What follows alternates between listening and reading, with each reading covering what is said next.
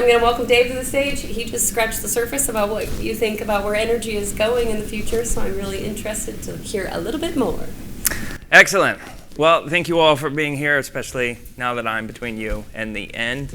And yeah, being able to put up with the last bit of this.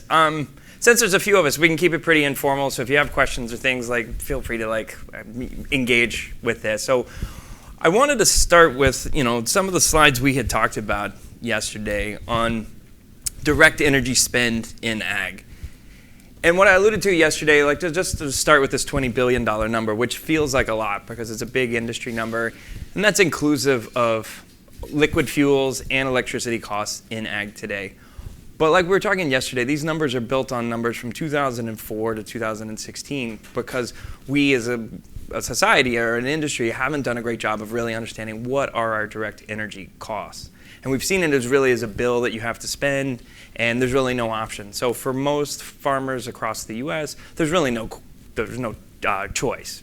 You have a monopolized utility. You can pick between two rates, but generally there's an ag rate, and that's the one that you're going to be stuck with. So the choice then becomes how do you deal with that bill the best way? But a lot of how we deal with any utility bill, my Comcast bill comes to the cable provider, and I just complain that it's expensive, but I pay it anyway because I want to watch that one show on that one channel. The next piece is that in the 10 years, and I think the thing I really picked up here over the last couple of days is that things are happening so rapidly. So from the talks we listened to about where herbicides and pesticides and the problems those have caused, those really started in the 90s. And some of the other things we've talked about have started in the 80s or 2000s. This is one of those challenges that started in 1923, and we're starting to see the end of one way of doing business and the beginning of a whole nother. So 10 years is less time than the amount of time I've spent working in solar. And at the end of this, we're going to see a dramatically different piece. And the someone else is going to pay for portion is that a real focus on finances is how that transition is going to happen rapidly. So to touch on the predictions we talked about yesterday, and we'll kind of dive into the details of those, that 90% of agriculture equipment will be electrified in 10 years. The average agriculture direct energy cost will be zero, or better yet, agriculture is going to play a significant role and be paid for the energy that it consumes. And 75% of agribusinesses will have on-site generation versus 3% today. These are not all positive things, because what I think is two things are really happening here. The bottom one is a recognition that our geopolitical, industrial, investor environment is no longer capable of solving these problems, and it's going to be reliant on individuals and individual farms and corporations to start to pick some and choose some of the problems that they're looking to solve, which means on-site electricity, solving some of these things that we generally were looking to the common good. Which means the common good of the people that don't participate in these are going to be left with what's left, which is going to be a furtherly degraded grid and increasing energy costs divided by a smaller population. And we touched on this a bit yesterday, but kind of to dive into yesterday's grid is centralized, it's indifferent, and it's antiquated.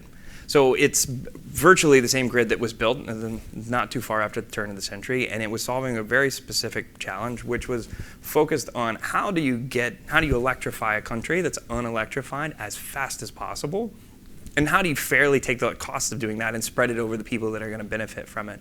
And the utilities were exceptionally well designed, and they have done that super efficiently.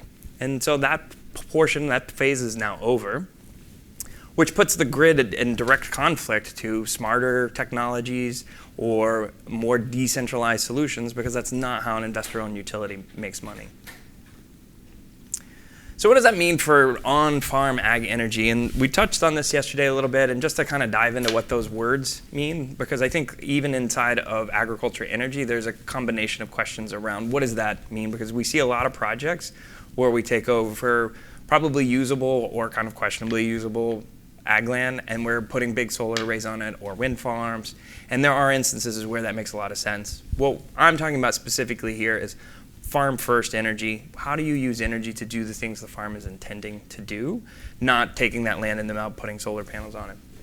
So with that mindset on, there's really kind of two worlds that are working. The direct ag energy, so the energy that an agriculture business is using for their business, Liquid fuel costs are going to continue to be really volatile, and I suspect, and they're so tied into geopolitical things and the cost of currency and the cost of doing business that are really outside the control of most things on agriculture, but very high cost input to that business.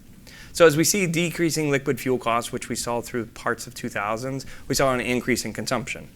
But that increase in consumption was really focused on doing more work on the farm. So it wasn't necessarily because the energy costs were less expensive, but it was because we were reflecting the time when you could capture more margin.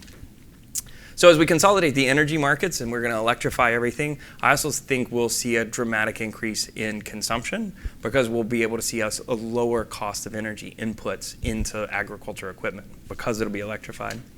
We're going to see this rapid electrification of equipment, which we're going to dive into the details on that shortly, and then an increased reliance on reliability. So at my house, we were out of power for 5 days continuously because of the power outage and the wildfire mitigation. There are portions of the state where they're out for 11 to 14 days because of the PSPS, these wildfire mitigation efforts. That increase in reliance on reliability, we just went from one of the most sophisticated, most reliable grids in the world, then we flipped very, very quickly to below what we're seeing in a lot of the developing world. Oops. And paying for the grid upgrades. The grid has a tremendous amount of upgrades that need to be done, and we're going to see that upgrade being done through these kinds of projects paid for by private investors. What we're going to see from the utilities is going to be more of the same. Wildfire mitigation work, starting to see more challenges on how we're going to pay for that. The most recent case with the deaths from the last fire from PG&E was about $10 billion. The one before that's $8 billion. The San Bruno fires is probably somewhere in those similar billions of dollars. And none of the infrastructure is yet improved. So it is very likely we'll have another high wind, hot events next year that will also lead to similar consequences. So all of those billions of dollars are now spread across our utility bills, and there's not that many of us. So we're going to continue to pay for these. This isn't just a California problem. We're starting to see this manifest across the country where the grid infrastructure is so antiquated that we can't operate it safely. So that's why we're turning it off in California now, but this is going to be a problem that we face in big parts of the US, particularly in the Southwest. So the investor-owned utility model is now facing some of its end. And we're seeing that through the bankruptcy of PG&E, and it started to illuminate how those decisions got made. The climate-related disasters, as we were just saying, are increasing costs dramatically. And then taking care of an aging infrastructure that's 60 years old gets more and more expensive if you try to continue to fix that old car from long ago. That's built mistrust, and it's built now an environment where the things we thought were so sacred in terms of reliability don't exist anymore. So in my neighborhood, when the power finally came back on after 5 days, my neighbor's refrigerator catched on fire because things are not built to be shut off and turned on like that, because the equipment itself is so used to 100% reliability that we're now going to be faced with that same infrastructure problem, but not in my neighbor's refrigerator, but every transformer in every substation that's used to being on 99.99% of the time is now shuttling off and on a regular basis. So we're going to see more grid defection and really kind of leaving behind that old mentality for the new one. So as we talked about yesterday, and we're going to get into these real specific details, today's grid is decentralizing rapidly, and then we're seeing a very dynamic marketplace. So we participate every day in tomorrow's capacity markets with our ag customers today, and it's difficult. It's impossible now to look through the tea leaves and know what's going to happen in tomorrow's market because there's too many factors that go into that. And so I've noticed that in some of the other talks we heard today, or just in the one with Planet Labs, understanding how those world dynamic pieces connected together, we didn't really have any of the intelligence. We had the information but lacked the intelligence to piece those together until very, very recently.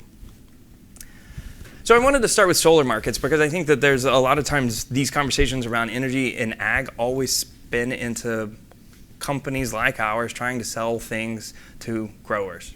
And a lot of times at the moment that turns into being solar. Now there's good reason for that. Solar makes a lot of sense for most ag markets in the US. The graph on the left is the amount of sun energy that lands on the earth per year. And you can see it's much sunnier in the American Southwest, and as you kind of creep up to the north, you get less and less solar radiation. When I first started in solar, the answer was, well, you got to stick inside that red bit to get the most amount of benefit because it's the same solar panel. If it's sitting in northern Montana, it's getting less energy than it is if it's sitting in Arizona. There's a couple of things to that. One, solar has an inverse relationship to heat. So the hotter it gets, the less energy that it can produce. So even though you moved into northern latitudes, as you've dropped the temperature, you're increasing the efficiency of the physics. And the second, and probably the most important, is the regulatory environment that lives alongside this irradiance environment. So a lot of these states, and this map on the right is kind of a combination of a lot of factors that say which are good solar markets and which aren't. Irradiance, property tax. So do you tax solar equipment? Do you not tax it? And there's a case to be made on both sides, but in a lot of states they've chosen not to tax it as property tax because you need no more police stations, you don't need more fire departments, you know, no more roads, because these are large businesses, but they don't have the impacts that you would have if you were having a business with the same number of people on the same pricing. Electricity prices matter a lot, and across the US we know there's a pretty dramatic variation across those energy prices of where it's going to be economic and where it's not.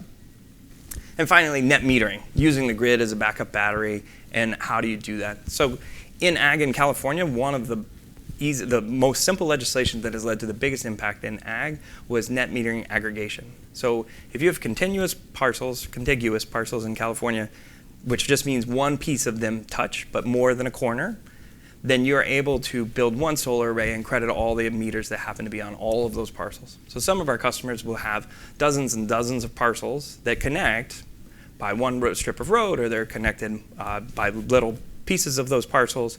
But what was happening before this legislation was you'd have to build little solar projects all along the way for each one of those pumps, and it really made it unviable. So now what's happening, we'll see with our customers now, we build much, much larger arrays, 10, 20, 30 acres of solar arrays, and then you're able to credit each one of those meters. So progressive legislation like that then now allows the farmer to take advantage of building systems at a much bigger scale, but it doesn't cost anyone anymore, and in fact, it's an opportunity to upgrade the grid in those places. So what does all this mean? What we talked about yesterday, and we had in this similar discussion this morning, is that, and I really learned this from Monty last year, about how farming had gotten into a practice of a single paradigm of doing what had been done before, because if it had worked before, it will work now. And the distinction being that, well, no, the factors have changed, and we need much longer term solution plans, and then being able to stick to those plans where we can. And so stealing this a little bit from Monty's 10-year crop rotation plan, which I learned from last year, was what we're offering to our customers is they need a 10-year energy plan. And the plan of yesterday, which was I'll buy from the utility at whatever price they sell, no longer holds. And inside of that is three basic components: energy billing and usage. How do you get billed? How are you engaging with that bill? Compliance and regulatory. What are the things you're going to be forced to do that you may not be aware of? And what is other regulatory environments? What is that going to require you to do on the energy side? Liquid fuels and electricity. So diesel is a good example of today there's not secondary containment laws everywhere, but someday there will be. So if you're going to have on-site diesel on a farm and you're going to have to be charging your own equipment, you're going to have secondary containment and all the things you'd necessarily have to have if you had spill response on a scale like a refinery would. Well, once we start to understand those things, or carbon intensity requirements, or voluntary compliance markets like Walmart or others that are pushing for low carbon plans, this is something that if you don't have it in a 10-year energy plan and making steps towards it today, then you will be left out when that day comes, because the cost of being able to participate will preclude you from being in the game. And finally, the revenue markets. And we're going to dive into that in a second, but what's happening, and we talked a little bit about this at lunch even, that agriculture has been vilified in some ways around its role in climate change and some of the things that are happening from what we talked about even earlier in the earlier sessions today. But agriculture is really the solution to participate in the energy markets. It fits culturally in a business that understands assets and understands how to make money on assets. It has an ability to put capital to work and will be paid for that ability to participate in the energy market. So we're not seeing ag in energy, we're actually seeing ag and energy becoming the same thing. So we are producing plants and animals that we make money on, but we're also producing electrons that we're also making money on from a very similar practice and a very similar mindset. So we talked about this a little bit too, like how will your energy price actually go to zero? And I'm also advocating it won't go to zero. You're going to make a relatively significant portion of profitability in the future from energy. So the yellow bar over here is, well, I guess it's orange here, on what are you paying your utility today for electricity and diesel. The gray bars, what are the infrastructure upgrades we'd have to make? Solar, battery storage, EV chargers, new energy efficiency tools, revisiting how we would do business as an investment that we're going to have to make. And then we're going to see direct savings from that. So for our investment grade customers today in California, some of them are paying 12 cents kilowatt hour, which sounds like a lot if you're from not California. And we're able to offer them pricing that's less than 6 cents per kilowatt hour for those same kilowatt hours. That immediate savings is kind of reflected in this green bar. Plus, now that we start to think of the ideas around energy planning, and I gave that example yesterday of the irrigator who was turning on the pumps just inside the most peak demand period. 2 months later, they would get the bill and determine that lunch then cost $40,000 because he turned on all the pumps. And there's countless examples of like, how do we change our energy planning? That example really resonates with me because there's not the right amount of information, and it's so delayed for you to be able to make those choices today. So you really need an energy plan that's like, not only is that happening, but we need a mechanism that is more real time so people know that there's a plan on when to turn the pumps on and off that is resulting in the lowest cost of energy possible. And then finally is the energy markets. So we participate in the capacity markets. We're selling environmental attributes. We're participating in possibly energy markets. And we're getting paid for all of that based on assets that already exist on farms. All right, so the exciting part of where we're going is tomorrow will be electrified and market-driven and asset-backed. And I think the important thing, what we just touched on, is these last two pieces are what has driven agriculture for the last 100 years.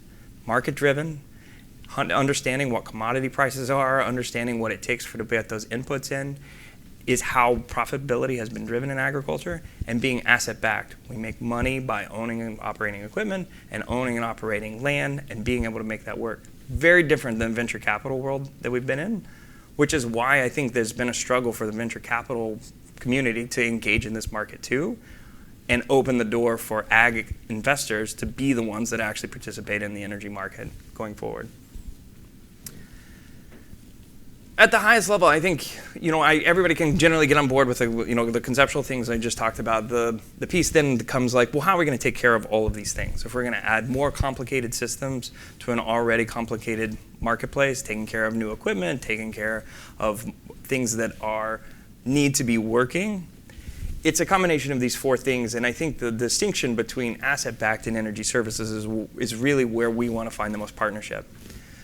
Most of the time, we have found that growers understand equipment. They know how to operate things. They can understand this equipment. It's actually relatively simple when we're talking about solar and EV charging.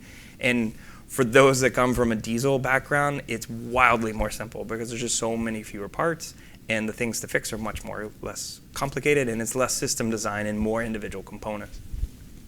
So I think energy assets and analytics, some of that work is going to continue to stay on farm. Whereas energy services, forecasting, understanding what the market conditions are, what price do I bid into the market tomorrow at, and then how do I optimize how much money I'm going to make, is going to take place through partnerships and relationships that have a different context. The ag energy service model, and again, I'm using those ag and energy as the same thing because it's no longer like how much energy goes into ag, it's that ag is playing a role in the energy market. So there's energy resources, battery storage, on-site diesel, on-site generators, microturbines, solar, wind. All of those energy resources need to be able to work together in concert. And it hasn't been until the last few years that we really had the computing power to be able to do that in concert.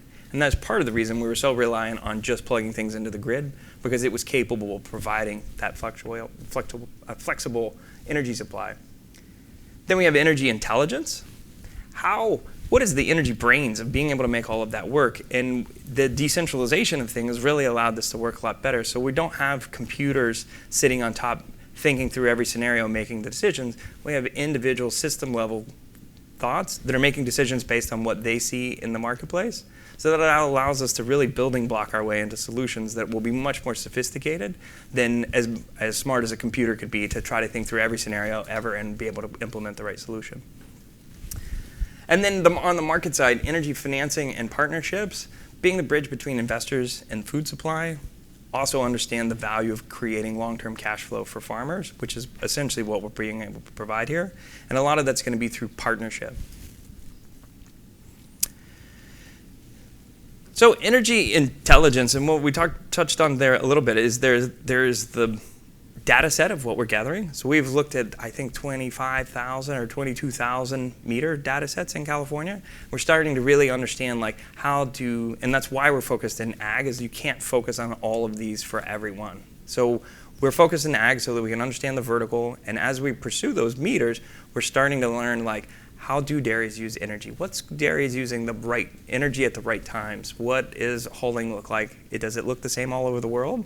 And as we get those learnings, we're able to compile those into data sets and using the right technologies to start to pull information from that. But that intelligent data set's not enough. We have to have these derivative products and services to make money on it. No one makes any more money by more dashboards and data sets. What we really need is the second piece of the capacity markets, this internal piece of benefiting. Where are we making money by helping people make good decisions? And then customer facing. How do you get information that is actionable, not another dashboard that says, well, this portion of the farm has got too much, not enough moisture. How do I push these buttons and make money?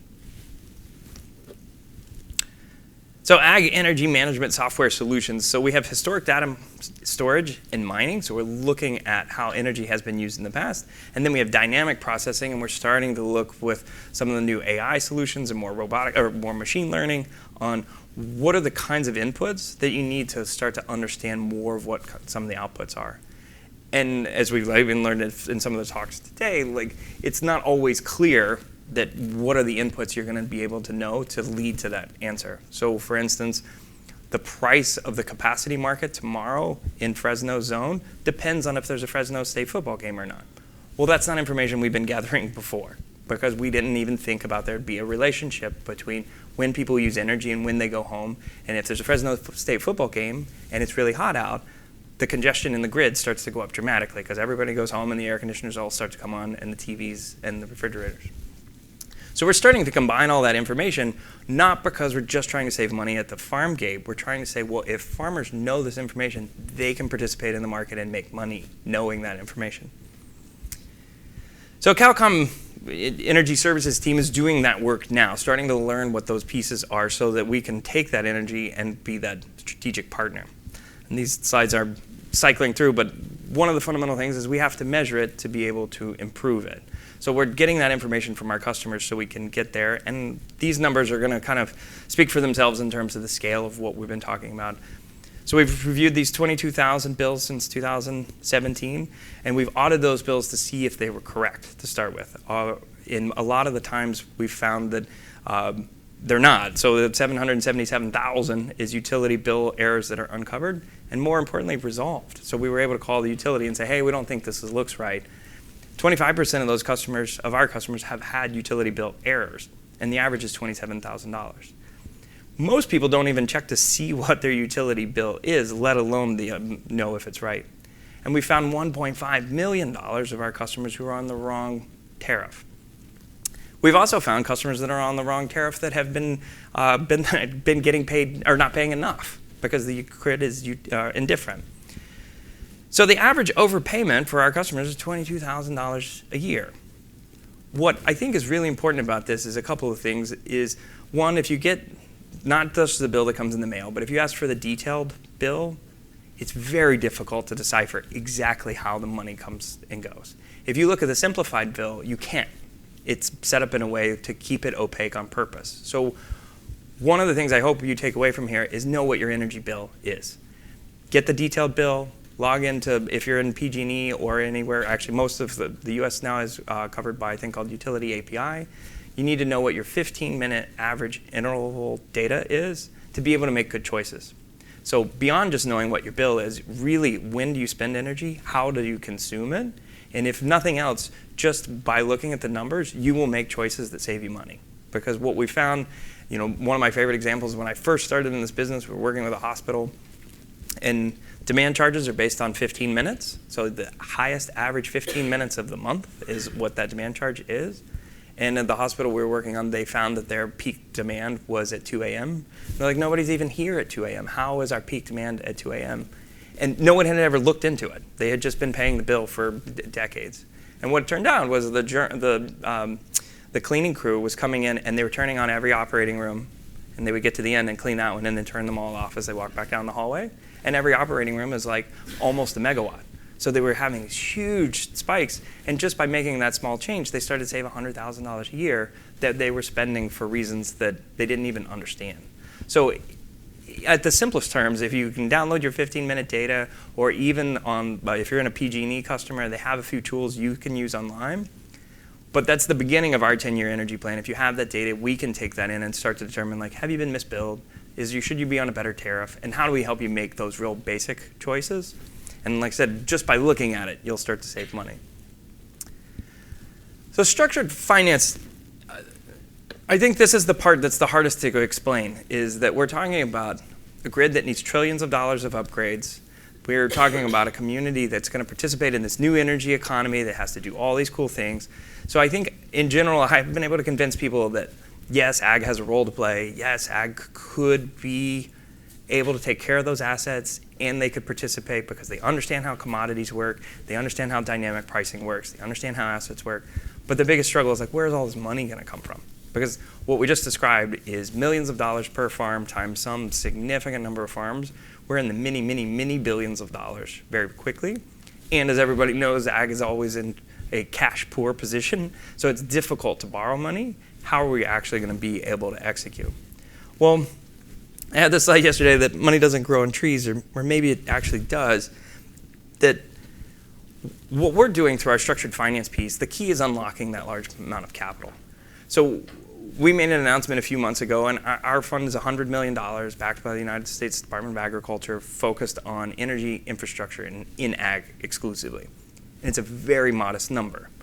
And so what we've kind of gotten, at least the feedback from USDA, is like, can you do this times billions of dollars? Because this is what we really need to do. And the farms that aren't capable of putting this infrastructure in place likely won't be able to survive the volatility of the future. And that volatility being climate related, or it's economic related, or it's some version of all of that. But regardless, if this kind of insulary infrastructure is not in place, you won't be able to play in the capacity markets, and your neighbor can. So then they can survive at a lower, price per hundred for milk, or for a lower, elevator price for grain. So the way we do that is through energy services agreements. These are power purchase agreements or battery services agreements. We have our customers sign 15 to 25-year agreements saying you'll buy power from us at this price. That's significantly less than what you currently pay. We developed that. So one of the challenges, and the reason this is up here, is like a lot of times when we were doing projects for cash for our customers, they're like, oh yeah, build it over there. That's my uncle's land. It's fine. And in those cash arrangements, then it's fine. But if we're doing this structured finance, because we have access to such low cost of capital, we can really take no risk.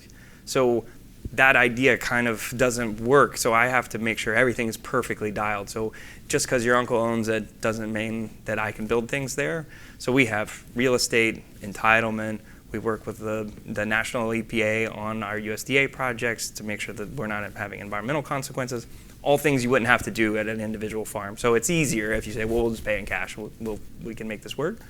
And finally, just to talk a little bit, I think sometimes it's kind of, what I picked up yesterday when we were talking about venture capital, and like agriculture's not been great in venture capital, or hasn't made big in venture capital placements, generally speaking.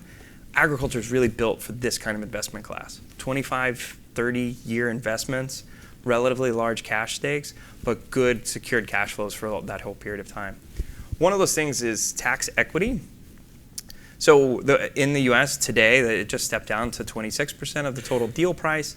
You can get back in tax credits. So if you spend $100 on solar, if you do it at your houses today, you can have $26 taken off your tax bill. So these are tax credits, not depreciable losses. So if your tax bill is $26, you just wipe it out completely because you got this tax credit.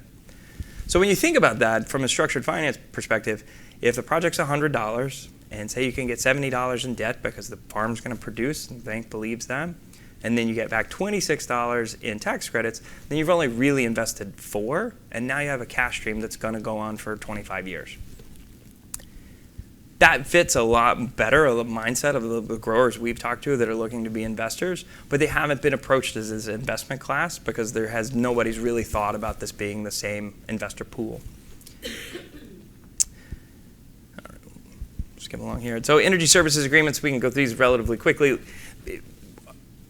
There's a distinction that has not been well understood in ag on how to pay for these things where the risk gets shifted. So if you pay in cash, it's yours, but you have to take care of it, and if it doesn't perform, then you don't get the benefit from it. If you lease it and it doesn't perform, you have a flat payment, but you also have it's your risk. In these energy services agreements, if I tell you a bunch of things and it doesn't turn out to be true and the system doesn't perform, you don't have to pay. So one of the important things here is these are service agreements. The distinction there, too, is the accounting rules changed at the end of last year that for everyone starting this year, if you lease things, it has to show up on your balance sheet as something that you've leased. So there's a great example between UPS and FedEx, like one of them owned their planes and one of them leased them. But the economics look so dramatically different because one of them was like, oh, we just rent planes and they have a thing, where the balance sheet of the one that owned had this huge liability on their balance sheet because they owned all these assets. They had these huge loans on the planes. The reason this is important is that now, particularly in California, where we're talking to the banks that are saying, hey, if you don't have 2 sources of water, we're not going to lend to you. On top of that, if when your tractors that you leased come back now on your balance sheet and they look like it's a liability that wasn't there in 2019, banks aren't going to lend to you. So this is less to do with like, hey, how do I invest in solar? But now who don't want to put any more pressure on your balance sheet, where this is just a service agreement. If I don't provide the service, you don't pay. The obligation, if I don't do it, is 0. So that's the amount that shows up as a liability. So development, we've talked about this a little bit, but to make sure these are long-term projects, that they're viable, we do a significant amount of development. The reason this is also so important is because we're not trying to sell solar. We're trying to establish 25-year relationships. So because we're so thorough up front of making sure we own and we know the environmental permits, the regulatory requirements, all of those things, and we're so conservative, we're actually going to be great partners because we have thought through all of the pieces instead of just saying, oh yeah, sign here and we'll drop some solar off. In project finance, as we kind of talked to, those equity investors are getting long-term returns, very long-term returns, which makes them better partners than saying, hey, look, I need to make a margin selling this solar stuff today. Tax equity and partners have to be in the deal for 5.5 years. You can't just take the losses and flip out. So that's a long-term partner. And then our long-term debt provider is at 18 to 20 years. So we bank with one of the largest banks that works with USDA, and this is explicitly what they've been set up to do. So this is a concept that I wanted to kind of talk through, which I think is the big idea. That the blue line is your savings from PV. In a say a 1 megawatt system. Say that for sake of keeping the math simple, like that you're paying 10 cents per kilowatt hour. If I can offer it to you for 6 cents per kilowatt hour, that sounds great, and you can keep the 4 cents. You have an immediate return on investment.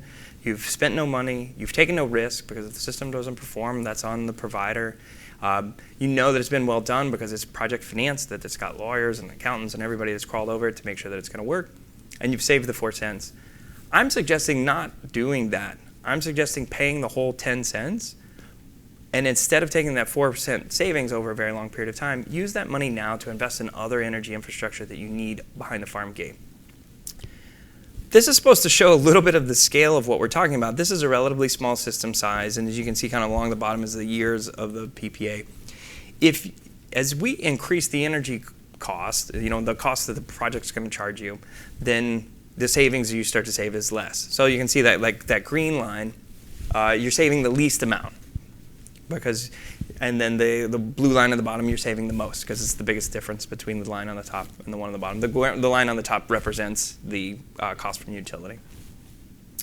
The green line, where it says that it's $1 million of energy infrastructure in little tiny letters there, is a pretty profound thing. So what that's essentially saying is that in that case, you could be able to still save money. So say in that simple example, go from 10 cents to 8 cents. So you're still saving money. And then I'll pay for $1 million of infrastructure upgrades based on the difference between 6 and 8. And when you look at that in a monthly cash perspective, it's not that dramatic. But when you combine it all together over 25 years, then that's how we actually build a partnership. And then I'm investing in the business of making sure that you're able to participate in these markets, and you're paying a little bit more now than the cheapest price, but still saving from what you can buy from the grid. Now all of a sudden you're participating in a marketplace that you can now start to stack those revenues and be extremely competitive. The other thing to mention there, though, is even if we're not able to get that savings in every instance, because this is based on a whole bunch of inputs, it's also reflective that we think we can get below 7 cents everywhere. Well, most people in the country are paying more than 8 cents. Most farmers are paying more than 8 cents. There are instances where people think they're paying less, but it's because it's combined, it's only a portion of the bill. But when you really look at the value of putting these projects in place, it's somewhere in that 7-8 cent range. So we'll kind of go through that, and we've talked a little bit about this already, like what is structured finance? There are different structures that people use. We talk about sale leasebacks, we talk about partnership flips, all of those to say that we're now using these techniques that have been used for very, very large infrastructure projects on ones behind farm gates. And that's where the big change is happening.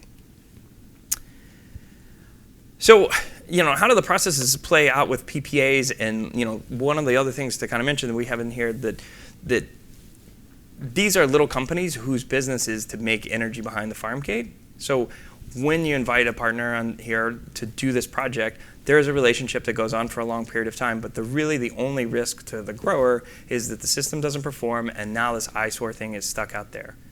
But by contract, they're supposed to take it away too. But that's really the only engagement. If you produce something, I'm promising I'll buy it over a very long period of time. Most of these contracts have the ability for the customers to buy the system when they want it. So after 6.5 years, so you have to, or 5.5 years, you have to wait 6 years. But most of our customers are intending on buying out those contracts somewhere in the 6-year range. So a lot of our customers get spooked by, this is a 25-year contract, and I can't think about anything out that far. How would I ever get comfortable? Well, the answer is after year 6, then you should buy it. And you probably will have saved enough in that 6 years to pay for that buyout anyway. So it's not necessarily, although the contract is 25 years, the likelihood is most of our customers will start to buy those systems and recognize the whole return. So who participates? And I think this is the part that's really kind of spooky and interesting all at the same time, is that it's likely that we will find that the energy companies of the future are Google and Amazon and these companies that are highly innovative that can keep up with the marketplace. So right now, Google, Amazon, Starbucks, John Deere, anyone that pays taxes probably has some investment in solar projects today. We work with some of these companies on a variety of things. Some of them are doing it for voluntary environmental reasons. All of them are doing it for tax credit reasons. And we have these specific slides to talk about what we're doing today with our current customer base. I think that, not to get too lost in the details here, but that solar plus batteries can have a return payback in a couple of years in California today, because you take the investment tax credit, there's an accelerated depreciation, you're making the savings on the project, and you've started to look at how you're using energy projects. So although the systems themselves are quite expensive, we have customers, in this case, a 5.5 megawatt system is a large, very expensive system, but they're starting to recognize those savings immediately. Savings, and we kind of touched on this too, how much money we're saving from billing errors and avoided rate costs because of rate optimizations. So as we look to these farm management companies or people that are doing this work, it's not the savings. It's very important to get the savings right. If we're looking at a farm management kind of practice environment and this land is now worth more money because the operating expense has fallen, that investment has grown dramatically. So you're no longer betting on the 3 to 5% appreciation of farmland. You've now made this land more productive at lower input costs. It is worth more, significantly more, than just finding these savings. Because as we look at these kinds of savings, and we look at the long-term cash streams that those land management companies are looking for, this land has now got cheaper to operate because we have these opportunities in place. It also expands the ability to do things. Not only is it cheaper to do our conventional business, but things like vertical farming make a lot more sense when you're able to offer a price that gets below 6 cents. Because then you're able to do that at night or at other times of day that those individual vertical farms won't be able to do except to live on site onto an existing farm. And then finally, the capacity markets is the one I really wanted to touch base on exactly how it works. So we currently have customers that participate in the capacity market. The price is set annually, and it fluctuates, and we're getting ready to see what PG&E is offering. But this past year, the clearing price was somewhere between $30,000 and $60,000, depending on what aggregator you were per megawatt. So say you're a nut hauler, and a nut hauler runs probably 2 megawatts. Well, let's say it runs 2 megawatts just to keep the math simple. And it could be as much as $50,000 in capacity payments. So what happens is the nut hauler would be expected to be able to demonstrate that they can turn off during the baseload time. And if they could show, which they can't because they need to run every minute that they can, but just to show that if you had a flat baseline and you could demonstrate you could turn off during the period, and you have to demonstrate that in 2 tests a year, then you'd be given a check that's paid out monthly that is $50,000 times 2 megawatts. So you get $100,000 for those 2 tests. Then every day you have the opportunity to bid tomorrow's market from 4 to 9, which is the peak period. Today we bid mostly at the cap for every deal, so that's $1,000 per megawatt hour, which is never going to happen. So essentially our customers said, hey, I like $100,000. I can show you that I can turn off. I have demonstrated baseload, but I don't actually want you to call and tell me to turn off without any notice because that's going to be too disruptive to my work. So we bid in at the cap. So this is the point that I really want to take everybody's attention to. This is the moment where ag and energy have started to blend together, and it's really starting to be difficult which one is which. So there are specific instances, particularly in dairy, like as we see animal stress go up by not turning fans on, we can calculate to the penny really what the value of that lack of milk production is, and see is that worth keeping the fans off so that I can sell that capacity into the marketplace. And what we're finding is that instead of building new power plants, we're actually turning power plants off for a variety of reasons. A lot of those is because programs like this work. So what we'll find is we may, if milk, and I think it's 4 hours, I forget, there's a duration that if you can't be refrigerated for a certain period of time, you have to dump the milk regardless if the temperature dropped or not. But in those instances, we may find that the energy market's more valuable than the milk that's being stored. So it may be more valuable to turn the power off, dump the milk, and then take the value from the marketplace. And I know that feels totally counterintuitive of where we started the conversation, but recognizing that there will be instances like this, particularly in the capacity markets, where now we're actually getting paid for taking the sunlight that lands on a farm and then making something usable out of it. And a lot of times it doesn't have to be so detrimental of we're going to dump product, but looking at animal heat stress is a good example of if they can get 2 degrees warmer, how many kilowatts is that worth, and how much can I sell that in the market for right now? And that 2-degree difference in milk production is probably way outweighed by the money I would make by participating in the market. This is not theoretical or something that could happen. We're bidding in this market every day for tomorrow's market from 4 to 9. What is changing will be dynamic for next year is we're only bidding at the cap today because nobody wants to play. When agriculture really understands what this means on, hey, do I have to turn these pumps on from 4 to 9? If I could bring the manpower out to do it from noon to 4, would I do it? Well, I would do it for X dollars. And now we're in a position that because the marketplace exists, because we've demonstrated we can play, you could say, I'll do that for $350 a megawatt. I don't need 1,000. And I'll do it every day that they call. What we're going to work together on is then understanding what those clearing prices would be so that we're making money by making that behavior match what the grid needs. Instead of building a new peaker power plant that costs $1,000, we're going to go back to relying on ag to make money, doing what they do by making operations match. So I think we're close to the end here. The capacity market's super exciting to me because it's the first time where I've really seen where agriculture is actually participating in the market and making a difference. The second market, which is in California, Oregon, Washington, and British Columbia today, is the low carbon fuel standard market. We're starting to see there's potential in Washington that there may be a low carbon ag bill that has been starting to gain some traction, and these things take many, many years, but I think we may see a low carbon bill nationwide. Agriculture is going to be the key component to participate in this market. And I also want to make sure that it's really clear this is not a subsidy. And it is really, truly a marketplace, a market-driven component. So this isn't someone determining a handout somewhere. What the low carbon fuel standard credit is in California is we have determined that we need a declining decarbonization of, well, all liquid fuels in the state. From the moment it comes out of the ground, or for even a little before it hits the moment of the ground, to the moment it hits the wheels in the car. And because we made this determination, that's this line on the left where it's got a curve that bends down, saying we are looking for between now and 2030, and in 2030 the program levels out, on how much carbon intensity do we feel comfortable on that kind of wells to wheels. This took a decade to negotiate. It's been enacted probably for 3 or 4 years, since 2011, I think.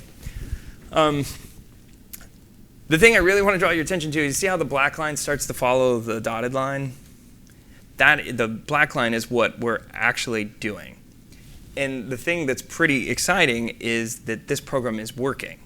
So essentially what is happening is that if you bring any fuel into the state, whether you get it out of the ground or you bring it across the border, and you have a carbon intensity above that line, you have to buy credits from the people that produce them that are below that line.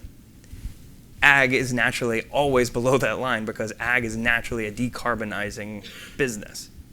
Although it's spending money on energy, it is doing carbon sequestration, and it has access to a lot of different energy sources. So essentially, agriculture is going to have a real role to play here, putting these credits to work. Dairy is probably the most sophisticated in this market and is making considerable amount of money putting in digesters that are taking advantage of these credits. Second to that, the newest thing that is probably happening is renewable energy to the zero electricity vehicles. Zero emission vehicles.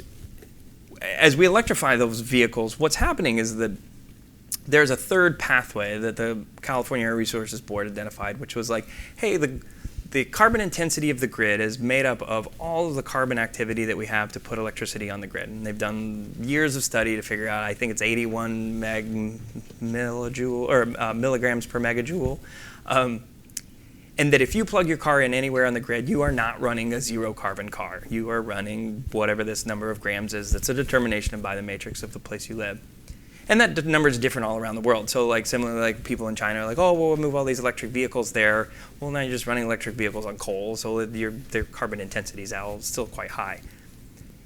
What CARB did, and I don't think they fully have appreciated it yet because it's a relatively new legislation, they said, well, if you take solar RECs, the renewable energy attributes that are created from a solar project, say on a dairy somewhere, they put in a megawatt of solar, our current customers don't have any value for those environmental attributes. So they used to be worth 50 cents, a compliance market, so you could put a picture on the side of a package that says, oh, we're 100% renewable, you would buy these credits. So California, the world actually now has a market mechanism where the energy and the credits are separated. So you can buy enough credits, and so when you fly now, sometimes you see people say, oh, you can buy enough credits to kind of offset the carbon you've put in the air by flying, or a lot of consumer good packaging now says, well, we're 100% wind powered. Well, there's not 100% wind there. They bought renewable energy credits from a wind farm in Utah, and they took those credits so that no one else could take credit for them, and that's how they've claimed that credit. What's happening here, which makes it so interesting, is that in February, those credits were worth about $1 a megawatt hour. So an average size system of ours would make $1,500 or $2,000 of those a year. So $1,500 or $2,000 on a multi-million-dollar system was not worth doing. So our current customer base in mass, I think about 95% of them don't even track them because they don't have compliance markets and they're not held into voluntary standards. They did these projects not for environmental reasons or kind of commercial reasons. They did them pretty much for economic reasons. So the big idea here, the big change is that if you take those credits and you do a deal with Tesla or BMW and say, okay, well, I'm going to take those credits, and when you charge a Tesla, I'm going to take the credits from that solar project, and I'm going to act like they came from where you charged the Tesla. You just went from 81 milligrams to 0 because the solar is putting energy on the grid with no carbon intensity. That now translates to a low carbon fuel standard credit market that as energy or oil producers, liquid fuel producers in the state are having to buy them. And those are trading at $200 today. What that means is that all of a sudden, those renewable energy credits, which were worthless, worthless are worth $1,500, they went from being worth $1,500 to $20,000. And if you put in your own EV charging station, they went from $20,000 to $100,000. So all of a sudden, you're not just talking, and this is just doing the energy charging part. So if you have on-site energy, if you have EV charging for forklifts at a dairy and you have solar at a dairy and you combine that solar and through a mechanism that the state's put together, then now all of a sudden the state's going to pay you $100,000 for this thing that was really literally worth nothing, $1,500 in February. In addition to that, the real magic is that this doesn't just apply to cars and Teslas and things that are like generally luxury vehicles. This applies to anything that moves. So it was briefly there, oh, well, it needs to be for the common good. These need to be chargers that are available to the public. Well, no, the way we looked at it as a state, we said, well, if we're decarbonizing, it doesn't really matter where we take the carbon out. It can be anywhere. So in the forklifts are one that we're actually doing now. So again, these aren't things in the future. These are things you do now. So for a forklift, CARB has the same math, but they say, hey, what was the carbon intensity of burning diesel in a forklift? And compare that to what is that if you make an electric forklift? And so you start to see this pretty dramatic drop. If you take that and combine with the grid, now you went from 0 carbon, and I think forklifts are 248 instead of plus the 81, or maybe it's inclusive of 81. What that means is now you will be paid 24 cents a kilowatt hour to charge an electric forklift today. You just have to fill out the paperwork because Shell is desperate to buy those credits because they make sense for them, and this decarbonization thing is working on a regulatory front. So now, if you're being paid 24 cents a kilowatt hour to charge an electric forklift versus yesterday you were buying diesel and dealing with the consumption, or propane or anything else, the state doesn't actually want to see you like, oh, you had diesel and you threw it away and you brought this, because they don't want to encourage people to make weird choices of saying, oh, okay, well, I'll buy a diesel one and then give it away to get an electric vehicle one. As long as you have an electric vehicle one, they say in their mind is like, well, you've displaced a diesel one. That's all we needed to hear. So if you look at a forklift that's $10,000 and you're getting paid $24 or 24 cents a kilowatt hour to charge it, that's $3,000 roughly, depending on how much you use it a year. So you're going to basically get a free forklift based on these carbon credits. Well, that's all interesting, but we're still talking about relatively small numbers. When you then start to factor in other farm equipment like tractors and things that are very carbon intense, because they have different combustion techniques, they're not as compartmentalized as like the small forklifts. Now you're going to be paid 55 cents a kilowatt hour to charge your new tractor. Well, that changes everything. So what is happening, and part of the reason like why Tesla's been so successful, that's how they're making money. So they're selling cars, and yes, they lose money on a lot of those cars, but when you plug into a supercharger, they're playing in this market, they're playing in the capacity markets, they're playing in the real-time energy markets, and they're making all their money as an energy company. The cars are a secondary. They're a vehicle literally to get you to buy things. So what I think we're going to see, hopefully the reason this resonates so much, that in the next 10 years, I mean today, if you want a free forklift, there is an opportunity now to get paid to own one. So whether you want to pay for it and own it over time because you're going to continue to get paid to use it, that marketplace exists today, whereas we're working with John Deere and Caterpillar and others to do this for everything, because a lot of the paradigm then shifts, because the idea of Midwest farming of saying, oh, well, you know, we need these things to work when they need to work, and they need to have 12-hour duty rates, and energy storage is never going to be good enough to get enough for a tractor to be able to drive for 12 continuous hours. How's that ever going to work? What is happening is that don't get 1, get 2 or 5 or 10. As long as you're using them, as long as they're being productive in the field, you can have 2 tractors both running simultaneously because you're getting paid every time they charge.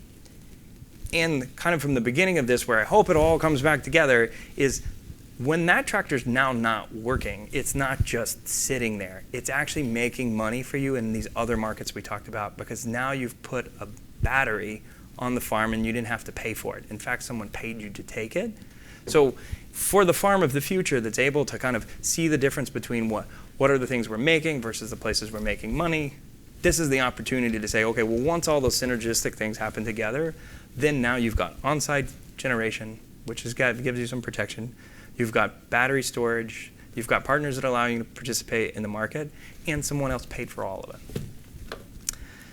Oops, wrong way. And so wrapping up here, like what to do? One, find a partner. And I think this is, this has been such a welcoming group of people here, and I'm new to agriculture and I'm learning a lot of things, but it's going to require lots of different participants from different market segments to be able to get the most out of those assets. Develop a 10-year energy plan. Know what you do with your data. Learn it now, because the market is shifting so quickly that if your plan is, I will buy from whatever price the utility is selling, it is going to go up dramatically, and your options are going to get smaller and smaller. We're in the lowest interest rate environment of probably all of our lifetimes, and it won't last forever. So a lot of this is predicated on the fact to take advantage of the investment tax credit, take advantage of the low cost of capital, take advantage of the low cost of solar panels, take advantage of like Tesla being able to subsidize some of this from some of the other work they're doing. Assess the cost of where that investment goes, and make sure you really understand the best use of your money. So we find a lot of customers that think they have tax appetite because they pay taxes. That doesn't make you an efficient tax investor. Or they think that they're going to be a good investor because they like the payback. Well, payback's all relative to the life of these projects. So sometimes it's going to make sense to do different service arrangements or different financing arrangements than in agriculture we've been comfortable with in the past. And finally is act now. We can adjust later, but starting to understand what these pieces are, today is the moment, and agriculture has a significant role to play in the energy business. So thank you. That's it.